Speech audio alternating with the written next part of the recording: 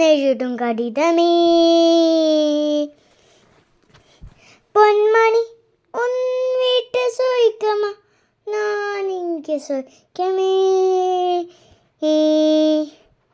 உன்னை எண்ணி பார்க்கையில் கவிதை கொட்டது, அதை எழுத நினைக்கையில் வார்த்தை முட்டது. ஓஹோ கண்மணி அன்போது காடல, நான் எழுதும் கடிதமே. பொன்மணி உன் வீட்டு சுய்க்கமா, நான் இங்கே சுய்க்கமே. உந்தான காயெங்கும் தானே ஆறிப்போன், மாயம் என்ன பொன்மானே பொன்மானே. என்ன காய ஆன போடும் என் மீனை தாங்கிக்குள், உண்டமேயே தங்காடு சேர்ந்தேனே.